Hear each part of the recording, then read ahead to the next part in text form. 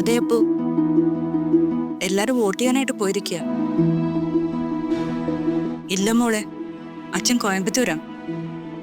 അമ്മ എല്ലാരും വോട്ട് ചെയ്ത് തിരിച്ചു വന്ന ശേഷം പോളിംഗ് ബൂത്തിലേക്ക് പോകും.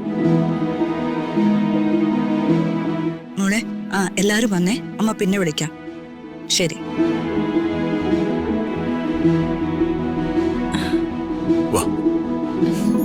നിങ്ങൾ വോട്ട് ചെയ്യാനെത്തിയത് ഞാൻ ന്യൂസിൽ കാണുമായിരുന്നു.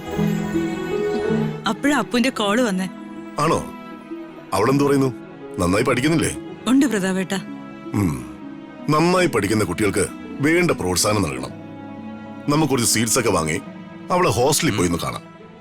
അവൾക്കും അവളുടെ ഫ്രണ്ട്സിനൊക്കെ അത് വലിയ സന്തോഷമാവും. പ്രതാപ, ഇലക്ഷൻ റിസൾട്ട്, അതിന്റെ ടെൻഷൻ, ഇങ്ങനെ 100 കൂട്ടം കാര്യങ്ങള്. ഈ തിരക്കിനിടയ്ക്ക് അതിന്റെയൊക്കെ ആവശ്യമുണ്ടോ? ചേച്ചി, ഇന്ന് വോട്ട് ചെയ്യാൻ വന്ന ആളുകൾക്ക് എന്നോടുള്ള സ്നേഹവും ബഹുമാനവും ചേച്ചി കണ്ടതല്ലേ?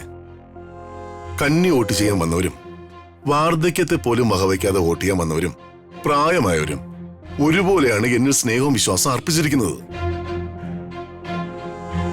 അവർക്ക് വേണ്ടതൊക്കെ ഞാൻ ചെയ്യുന്ന അവർക്ക് നന്നായിട്ടറിയാം. അവർക്കതിൽ ഉറപ്പുണ്ട്. അവർ എനിക്കേ വോട്ട് ചെയ്യൂ. ആ വിശ്വാസം, അതാണ് ചേച്ചി എന്റെ കോൺഫിഡൻസ്. എന്നെ സംബന്ധിച്ചിടത്തോളം ഒരു ഇലക്ഷനും എന്റെ ഭാഗ്യപരീക്ഷണമല്ല. വർഷങ്ങളായി എന്നിൽ ജനങ്ങളും ഞാൻ ജനങ്ങളിൽ അർപ്പിച്ചിരിക്കുന്ന വിശ്വാസം, അത് ഞാനും എന്റെ ജനങ്ങളും കാത്തു സൂക്ഷിച്ച് മുന്നോട്ട് പോയിക്കൊണ്ടേയിരിക്കും. നിന്നെ എല്ലാവർക്കും വിശ്വാസമാ പ്രതാപ, അത് എനിക്കും അറിയാം.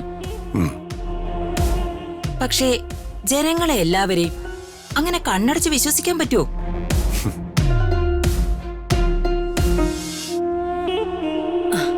ആരാ എപ്പോഴാ കൂറുമാറുന്നേന്ന് നമുക്ക് പ്രവചിക്കാൻ പറ്റില്ല മോനെ. അമ്മായി ഓരോന്ന് പറഞ്ഞു വെറുതെ അച്ഛനെ ടെൻഷൻ അടുപ്പിക്കുകയാണല്ലോ. അതെ, ഇന്ന് വോട്ട് ചെയ്യാൻ വന്ന എല്ലാവരും നിനക്ക് വോട്ട് ചെയ്യാൻ വന്നവരാണെന്ന് നീ വിശ്വസിക്കുന്നു. അവരാർക്കാണ് വോട്ട് ചെയ്തതെന്ന് ആർക്കറിയാം?